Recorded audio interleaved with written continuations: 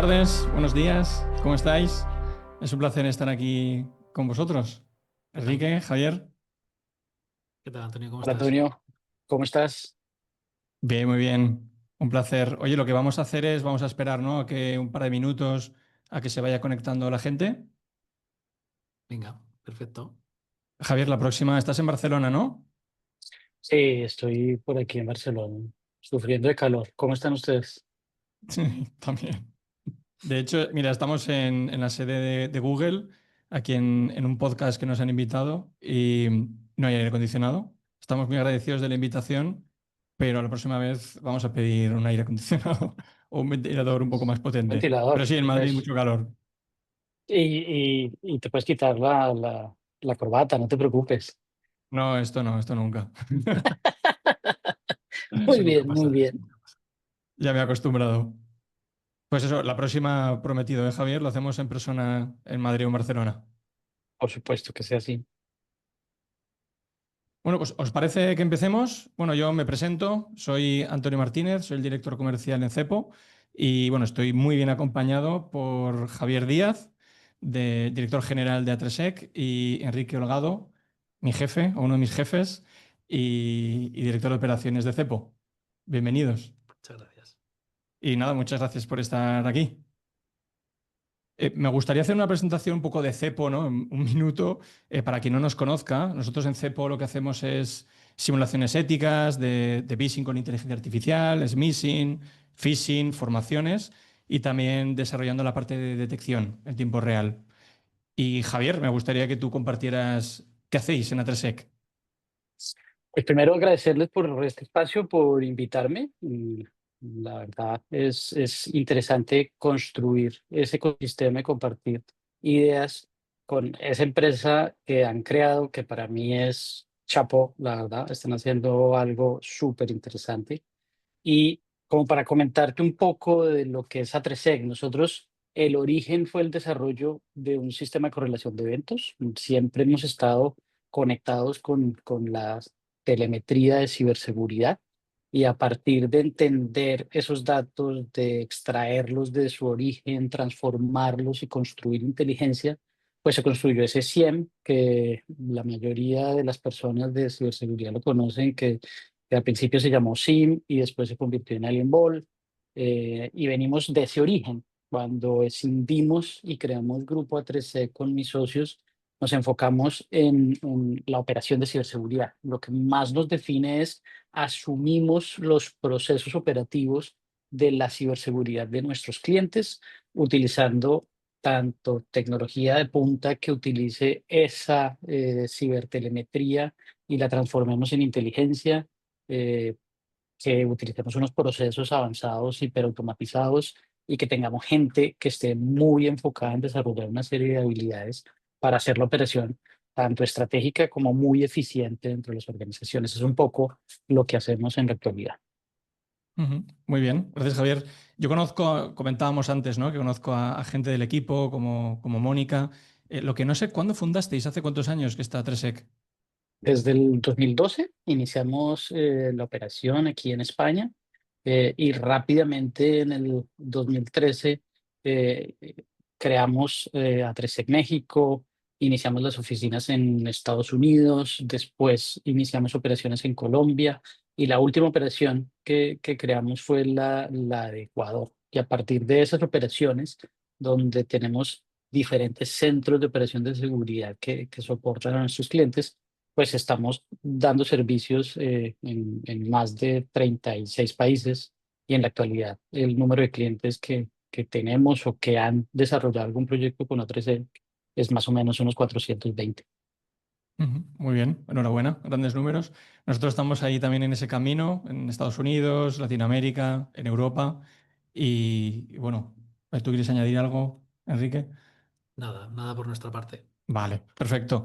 Yo quería empezar un poco, tengo una serie de preguntas preparadas, aprovechando con dos expertos aquí del sector, porque nosotros, Javier, lo que vemos aquí en Cepo, que bueno, y todos lo vemos, ¿no? Que los ciberataques están en aumento, que sobre todo los cibercriminales están aprovechando la ingeniería social.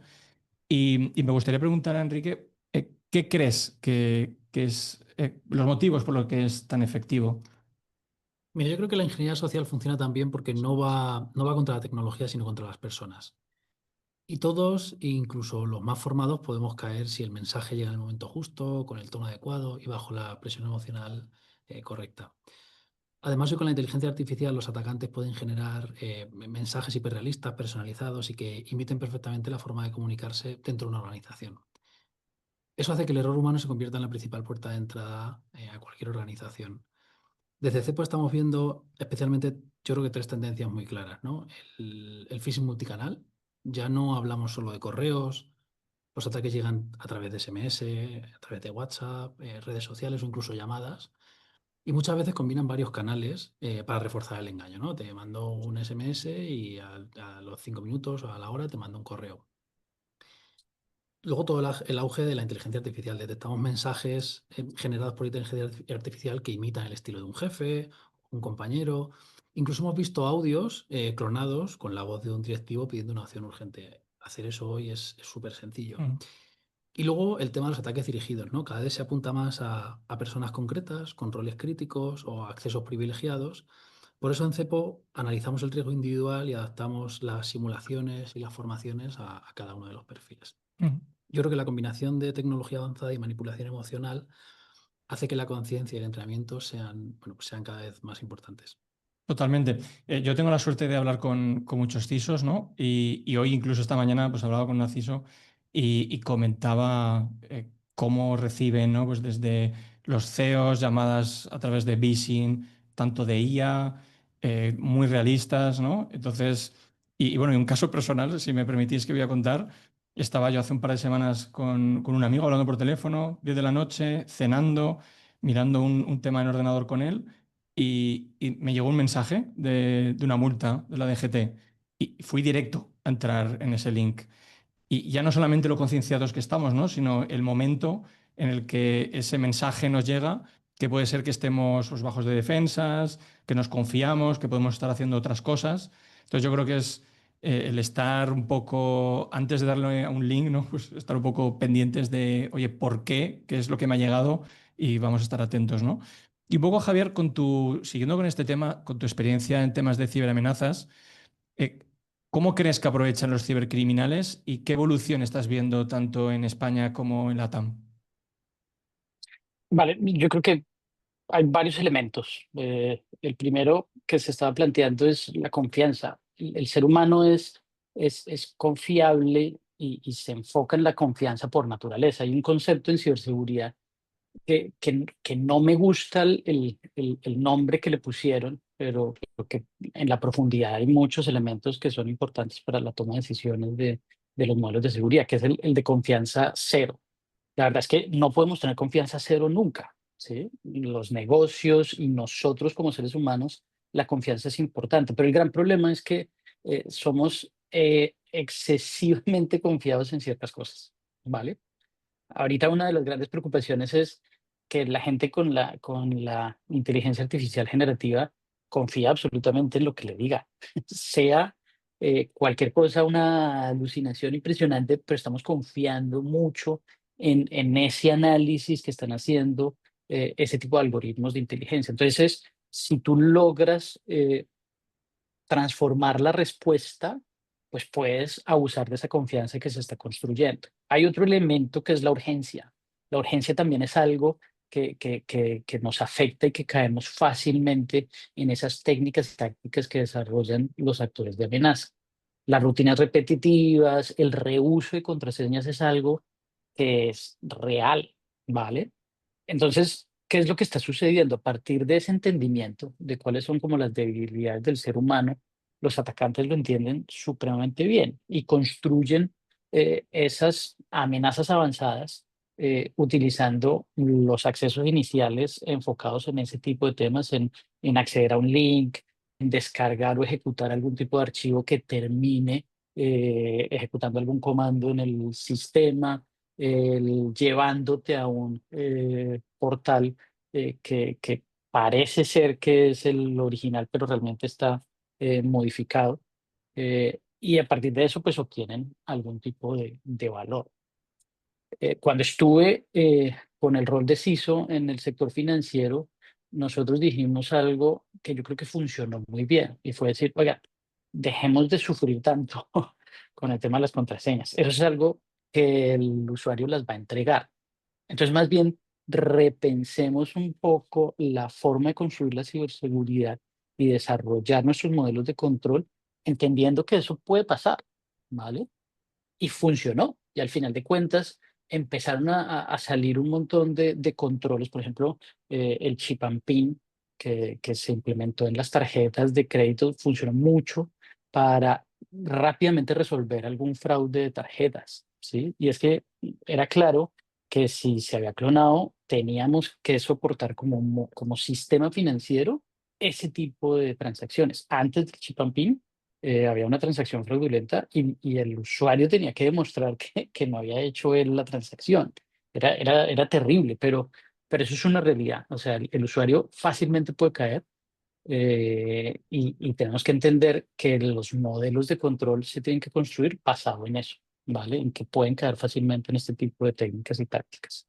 Y si ya analizamos qué es lo que está sucediendo, me pasó más o menos hace 1 año y medio, 2 años, suplantaciones de los altos directivos de la organización que le mandaban un mensaje sobre todo a los nuevos, entonces por WhatsApp o creaban una cuenta personal parecida y le ponían la foto del directivo y le mandaban un mensaje, oye, es que estoy aquí, no tengo acceso, necesito que me ayudes con lo que sea, con una transacción, con una información específica. Eso lo vimos hace más o menos 2 años en la organización y últimamente lo he visto que se está ejecutando en Latinoamérica. Entonces va migrando ese tipo de temas, algunos salen de Latinoamérica y vienen para acá, pero tanto la suplantación, los temas de ransomware que inician por phishing o por algún tipo de ejecutable sigue siendo algo muy crítico en el sector y se está viendo tanto en Europa como en Latinoamérica. Pero más o menos ese es el resumen. Gracias, Javier. Has dicho muchas cosas interesantes y yo creo que la parte de phishing, ¿no? Que siempre es la mayoría de los ciberincidentes, viene por ahí. Yo, la mayoría de las conversaciones que tengo con CISOs o con otros expertos de ciber, lo que me transmiten es que la preocupación que ven es esa inteligencia artificial, ¿no? ¿Cómo ves tú esa evolución? Lo has nombrado, ¿no? WhatsApping, por SMS, phishing. ¿Cómo lo estás viendo tú? Yo creo que el uso de la inteligencia artificial para construir los ataques, para suplantar, para hacer que ciertos elementos sean más refinados, tanto en el mismo desarrollo de un ataque como la construcción del mensaje para que la persona tenga más confianza en lo que estamos entregando, pues está haciendo un uso, pues digamos, interesante por parte de los actores de amenaza. Pero creo que el actor de amenaza en la mitad entre la interacción del usuario con la inteligencia artificial generativa va a ser un siguiente paso en los ataques. Ahí eh, se va a generar un impacto grande, tanto en la obtención de información como en la definición de un cambio en la decisión y una actuación diferente por parte de usuarios que lo están utilizando en su día a día y que están sacándole el máximo provecho, pero que si los actores de amenaza se meten en la mitad y logran modificar tanto la respuesta, o ya cuando hablamos de agentes de IA que puedan ejecutar acciones directamente a través de peticiones de los usuarios, pues vamos a ver cosas complejas, muy complejas. Y si adicionalmente el mundo digital lo unimos con el mundo físico, pues creo que el impacto podría ser mayor y más complejo. Pero bueno, eso es una evolución que tenemos que estar constantemente monitoreando. Hay mucha incertidumbre en lo que se puede explotar y lo que se puede hacer, pero la realidad es que está transformando también la forma en la que nosotros mismos desarrollamos los modelos de seguridad con nuestros clientes. Hay que repensarlo y hay que empezar a gestionar, no el riesgo porque no conocemos ni las formas ni el impacto que va a generar, pero sí esa incertidumbre de qué tal si esto puede pasar, qué deberíamos hacer y cómo deberíamos enfrentarlo es lo que estamos ahorita analizando. Totalmente. Enrique. No, yo quería añadir que, de hecho, el otro día un compañero me manda un mensaje y me dice, fíjate lo que hemos recibido esta semana, este fin de semana, un mensaje, una línea, un correo plano, texto sencillo, nada elaborado, que aquí hablamos mucho de inteligencia artificial. La gente sigue cayendo en un correo que viene de una cuenta genérica de un Outlook, Microsoft, Gmail, lo que sea, haciéndose pasar por tu jefe y diciendo, oye, que he perdido el teléfono, por favor escríbeme a este número de WhatsApp que necesito urgentemente hablar contigo. Y me dice, nos hemos enterado que lo han recibido 5 y 3 han escrito a ese teléfono un WhatsApp. Claro, es que yo lo que creo es que nosotros estamos como dentro del mundo de la ciberseguridad y esto lo damos como obvio, ¿no? Y por eso contaba esta anécdota de que incluso yo con años en ciber me entra un SMS y voy directo ya al link, pero la realidad es que nosotros lo vemos, ¿no? En el día a día. O sea, al final tenemos organizaciones muy grandes que es imposible que todas las personas entren en la plataforma de Cepo y desde el principio no caigan, ¿no? Y encima lo hacemos, ¿no? Con diferentes niveles, con un nivel muy básico, una línea que piensas, bueno, esto no se va a caer y se cae, ¿no? Entonces, ¿pero por qué? Porque la gente, pues, está en su departamento, son profesionales de otros ámbitos y no están en el día a día con estos temas, ¿no? Quería aprovechar, me está escribiendo mucha gente por el chat, si ves que miro el móvil es por eso. Y nada, saludaros a todos, veo a Micaela, un saludo por aquí. Y nada, si tenéis alguna pregunta más, por favor, escribirla y luego al final volveremos a las preguntas, si os parece bien. Y un poco con lo que comentabas, ¿no, Javier, Enrique? El tema de la concienciación, ¿no? Es concientización para Latinoamérica. Es muy importante. Y tú, Javier, ¿cómo estás viendo cómo ayudar, ¿no? a las organizaciones en esa cultura de ciberseguridad? Ese es un tema bastante complejo para mí y voy a compartir un poco la experiencia. Yo creo que alguna vez lo hablábamos con Enrique, pero me parece interesante dejarlo sobre la mesa. Para mí, el, es un control dentro del modelo de seguridad muy complejo, ¿vale?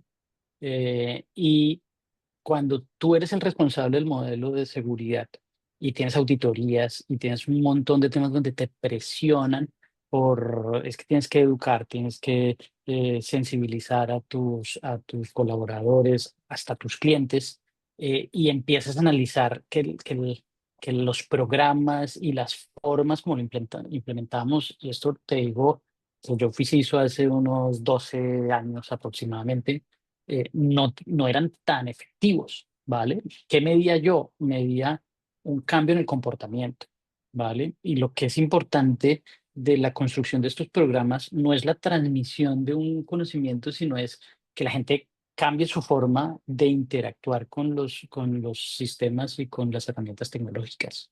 En esa época yo no lo veía y yo fui muy enfático en decir, este es de los controles más ineficientes que existen y prefiero dedicarle recursos y moverme hacia otro tipo de controles que me ayuden a mejorar el modelo de seguridad. Eh, y digamos que cuando hice el MBA tenía un profesor de control que me decía, mire, los problemas de control siempre es por la persona. Y el problema de control viene porque o no sabe, o no puede, o no quiere. Resuélvalo por ahí. Si la persona no sabe, pues edúquelo, enséñele, haga lo que sea. Si la persona no puede, déle las herramientas. Si no quiere, pues hay que motivarlo para que quiera. Pero eso ya es otra forma. Y eso tiene mucho que ver con la construcción de cultura. Después empezamos a tener más capacidades de entender los comportamientos de las personas, ¿sí? Y entonces ya hacía analítica de los comportamientos y rápidamente yo podía decir, oiga, esta persona está haciendo una acción que es riesgosa.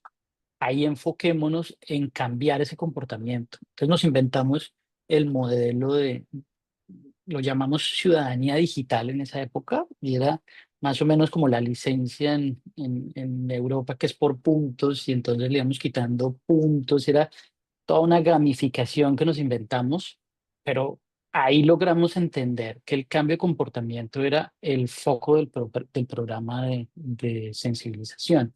Y aunque tú le transmitas conceptos, conocimientos, le hagas capacitación, lo que más debes buscar y el KPI fundamental de estos programas es si cambió o no cambió el comportamiento y si ya tiene hábitos seguros para manejar los sistemas. Entonces yo creo que en la construcción de esa cultura, en la creación de ese programa donde, donde fallar no esté mal. Yo le digo mucho dentro de la organización, el fallar es una oportunidad de aprender. El problema para mí es fallar en lo mismo más de una vez, ¿vale?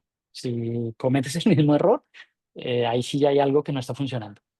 Pero fallar hay que sacar el máximo provecho y los programas de cambio de hábitos, de construcción de esa concienciación debería enfocarse hacia allá y tener ese tipo de indicadores.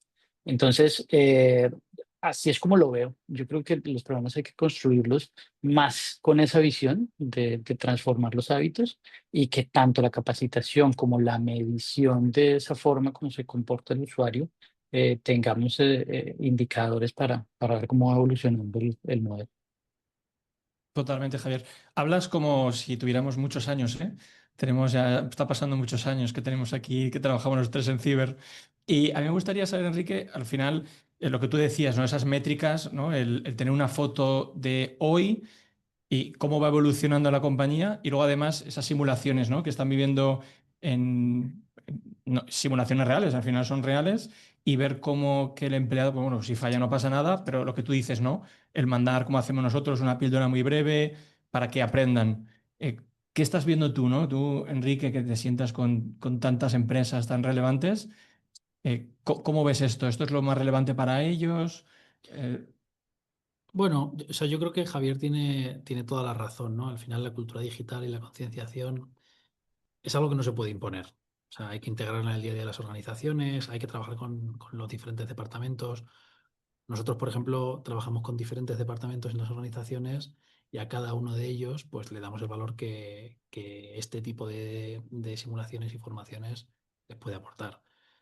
Cuando trabajamos con recursos humanos, pues le damos ciertos KPIs que le ayudan a aplicar ciertas políticas que de otra manera no podrían hacer, ¿no? Cuando trabajamos con los equipos de liderazgo, les contamos cómo de vulnerables son sus empleados.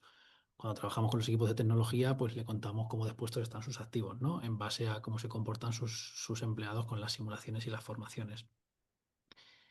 Yo creo que el gran problema que tienen las organizaciones suelen ser o suele ser un exceso de confianza. No de las organizaciones en sí, sino de los empleados, ¿no? Todos los empleados. El ser humano, por definición, es como confiado, ¿no? Lo que tú decías antes con el mensaje que había recibido de tráfico. Cuando tú le cuentas esto a unos empleados, pues la gran mayoría dice, esto no va conmigo. O sea, muchos empleados creen que los ataques les van a pasar a otros, o que están suficientemente protegidos, o que ellos son capaces de detectar un ataque real. Esta mañana mismamente estaba trabajando y he recibido una prueba que habíamos hecho y yo estaba esperando ha sido casualidad, yo estaba esperando un correo de una factura y me ha llegado un correo que estábamos haciendo una prueba y no he caído, pero bueno, porque conozco el correo. Pero en un momento determinado, si llega en el momento preciso, cualquier persona puede caer.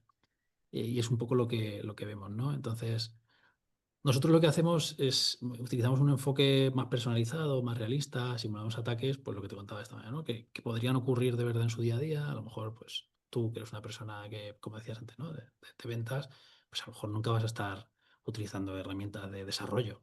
¿Tiene sentido que hagamos una simulación para todo el mundo en el que recibas un correo de una herramienta de desarrollo? Pues a lo mejor no, ¿no? Entonces, trabajamos con esa hiperpersonalización por rol, por posición, por departamento, por idioma, por muchas cosas, para que toda simulación, toda formación que se haga, pues te aplique al máximo y que te aporte valor. Porque al final, la mejor manera, o si quieres, ¿cómo decirlo? Para que esto funcione, tienes que convencer a la persona, ¿vale? Y la persona solo va a quedar convencida si le demuestras que para él personalmente tiene valor lo que estás haciendo. Entonces, al final no es tanto el castigar al que cae, sino formarle, enseñarle, demostrarle que tiene sus consecuencias, pero que se sientan con la tranquilidad y con la capacidad de, oye, voy a reportar porque creo que esto puede ser peligroso para la organización. Ujú. Gracias, Enrique. Y además, mira, hace poco, tú no estabas, estaba con Antonio en una aseguradora que hasta antes de nosotros estaba formándose a través de vídeos tipo Netflix y al final es algo curioso porque lo más peligroso en la vida es pensar que sabes algo que no sabes, ¿no? Entonces, y esto lo estamos viendo también en la concienciación. Al final el empleado cuando puede ver tantas formaciones, piensas que sabes de algo y luego sin embargo no. Y ahí es cuando te confías más, ¿no? Un poco esa confianza que decías, Enrique. Me va a gustar, o sea, bueno, me gustaría y luego vamos a compartir un poco ese vising con inteligencia artificial que hacemos, pero antes de nada quería preguntarte, hemos comentado muchas cosas los tres, pero si tuvieras que decir una cosa, Javier, ¿por dónde empezarías en cuanto a la cultura de ciberseguridad? Buah, digamos, No cultura te lo he puesto fácil. es complejo, ¿no? Cultura es muy amplio, pero yo creo que la cultura se soporta mucho en valores y yo creo que no puedes arrancar a plantear una cultura si no tienes claros los valores. Estamos hablando, yo siempre he creído que todo lo que hacemos en ciberseguridad pues se enfoca en controles, ¿sí? En poner controles para reducir brechas, para garantizar que que reduzcamos la exposición ante esos ciberataques. Y los modelos de control son diversos. Entonces tienes control interno, tienes control por medición, y el control por medición es el tablero de control que tienes en el coche, donde te sale el sensor rojo del motor, entonces ya sabes que tienes que ir a revisar el motor, o si se te está acabando la gasolina, pues ya sabes que está abajo. Ese tipo de modelos de control funcionan muy bien, pero también hay modelos de control basado en valores. Y la cultura, cuando se soporta en valores, se vuelve súper interesante, sobre todo para las nuevas organizaciones o cuando queremos un cambio a una organización que sea más exponencial y con más capacidad de innovación. Plantear valores es como ponerte una autopista, ¿sí? En la que lo único que pones son los rieles por donde puedes moverte. Las personas pues pueden ir derechito o pueden ir contra los rieles, pero los mantienes en esa autopista, ¿vale? Entonces, yo creo que definiendo muy bien esos valores y estableciendo ese propósito, vas a crear una cultura muy fuerte dentro de la organización. También tienes que incluir el hecho de demostrar que vives esa cultura y esa demostración tiene que ir desde los directivos. O sea, el líder es fundamental y va a ser clave en que él demuestre esos valores y eso que estás persiguiendo y tiene que controlar mucho la cultura para que esto se mantenga. Eh, Sería así, pero bueno, es que es un concepto súper amplio, pero con eso yo creo que se puede empezar. Muchas gracias, Javier. Me lo están pidiendo por el chat, no voy a poder, de hecho no puedo esperar más porque ya vamos justos de tiempo. ¿Tú quieres añadir algo, Enrique, antes del Vising? No, yo estoy muy de acuerdo con Javier en lo último que decía, ¿no? Creo que hay que predicar con el ejemplo y cuando quieres que una cultura permee la organización tiene que empezar desde arriba. Entonces, nada, simplemente remarcar ese punto porque es súper importante. No, totalmente. Y bueno, y además ahora con IS2, con Dora, la parte de CEOs, ¿no? Directivos, empiezan a tener esa responsabilidad incluso de sanciones, Entonces, sí o sí, tenemos que ir todos juntos, ¿no? Como equipo. Y luego, claro, al final los CISOs dependen de un presupuesto. Cuanto más presupuesto tengas, pues más o menos difícil es tu trabajo. Pues tengo ya los datos preparados. Voy a hacer la llamada. Creo que lo estáis escuchando, ¿no? Tendrás que ponerlo cerca del Sí. micro. Hola, buenas tardes. Hola, Antonio. Soy Camila del Departamento de Recursos Humanos de CEPO. Estamos actualizando nuestra base de datos y necesitamos confirmar algunos datos de los empleados. ¿Podría ayudarme verificando su nombre completo y dirección actual? Sí, claro, Camila, soy Antonio Martínez. No. Dirección actual, por favor. Es un procedimiento rutinario para actualizar nuestros registros internos. Bueno, lo único que ahora estoy en un podcast, no me viene muy bien. No sé si me puedes llamar un poco más tarde. Entiendo, Antonio. No hay problema. ¿Qué te parece si te llamo mañana a esta misma hora? ¿Prefieres? Podemos agendar una hora que te venga mejor. De hecho, mira, perdona, es que no sé muy bien quién eres. No te preocupes, presentación, Antonio. Soy Camila García del Departamento de Recursos Humanos. Mi número de interno es 3748. Puedes verificar mi información llamando a la recepción de la empresa. Estamos actualizando los datos para evitar. Bueno, y yo creo que aquí ya, si queréis, lo podemos dejar. ¿Tú, Javier, lo habías visto Sí, yo creo o que escuchado? me habían hecho una prueba y es terrible porque le empiezo a hacer preguntas y va manejando la conversación como para que le dé a uno más confianza. La verdad es que es muy, muy interesante, súper interesante. Es bastante impresionante y además, bueno, sobre todo esto es un ejemplo de recursos humanos con acento de España, pero lo hacemos con replicando la voz, con diferentes acentos, preparando el prompt desde contraseñas, hacer transferencia, o sea, lo que el experto en awareness o el CISO se le ocurra. Y bueno, la verdad que, y al final es el entrenar lo más cercano a la vida real. Bueno, aquí me están escribiendo por el chat que están bastante sorprendidos, que había mucha gente que no lo había visto. Así que, bueno, buen trabajo para el equipo de Cepo. Y bueno, creo que vamos a acabar, pero sí que me gustaría eh, una o dos cosas que queráis un poco resumir con lo que creáis que si el público, si los asistentes se tienen que quedar solo con una cosa, con dos cosas. Enrique, empieza tú. ¿Con qué crees que se deberían de quedar? Yo creo que, resumiendo un poco lo que hemos hablado durante esta llamada, ¿no? Este primer episodio de lo que espero que sea, lo que dure mucho. Lo primero de todo es que hay que predicar con el ejemplo, que creo que la cultura o la cibercultura ya no es una opción. O sea, estamos en una etapa de cambio, lo acabas de demostrar tú, ¿no? Con una llamada completamente falsa, que te puede llevar a construirlo minutos utilizando Cepo.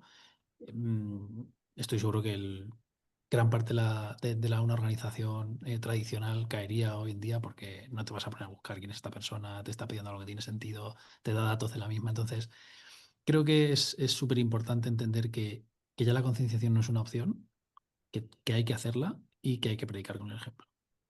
Gracias, Enrique. ¿Y Javier? Para terminar. Mm, Pues varios temas. Yo que creo, uno, hay que entender que la ciberseguridad no es un problema técnico, es un problema de negocio por completo. Por lo tanto, los líderes de las organizaciones tenemos que entender que esto es importante, que la suma de todas las piezas que componen el modelo de control pues, son los que nos ayudan a enfrentar tanto lo conocido como lo desconocido en temas de ciberseguridad. Entonces, cada control suma. ¿Qué es importante? Digamos que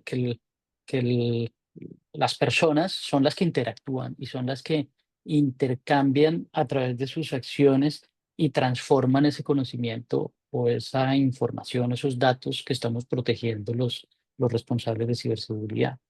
Y tenemos que transformar y crear hábitos seguros de cómo utilizan esa tecnología.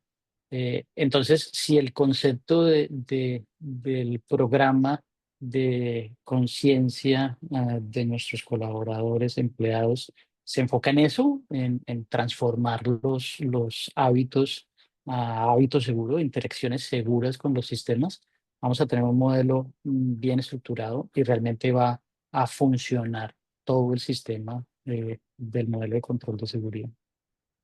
Y ahí Gracias, está Javier. CEPO para apoyar a que eso suceda. Junto a Tersec. Pues por Claro. acabar también añadir que lo que yo creo es que el mensaje que yo daría, ¿no? Que la inteligencia artificial ha venido para cambiar todo, ya lo está cambiando de hecho, pero ya no solamente las personas nos tenemos que formar en ciberseguridad, sino que en general, en nuestras vidas personales y profesionales, porque si no nos vamos a quedar obsoletos, ¿no? Y esto va a venir un cambio que va a revolucionar mucho, así que, bueno, espero que estemos, tanto nosotros tres como nuestros oyentes, nuestros amigos, pues preparados para lo que viene. Y simplemente añadir que ha sido un placer. Hay muchas preguntas en el chat, no me ha dado tiempo a leer todas. Contestaremos cada una de ellas por correo electrónico, sí, moderador, no sé cómo lo vamos a hacer, sí, me dan el ok. Y bueno, cualquier duda por LinkedIn, por nuestra página web, si queréis una demo, si queréis contactar con nosotros. Y sobre todo, me obligan desde marketing que diga, suscribiros al canal, los que ya no lo estéis, no sé cómo dicen los influencers. Y nada, estamos para lo que necesitéis. Y Enrique, Javier, un placer con vosotros en esta primera edición de Cepo Talks y estamos en contacto. Muchas gracias. Millones de gracias.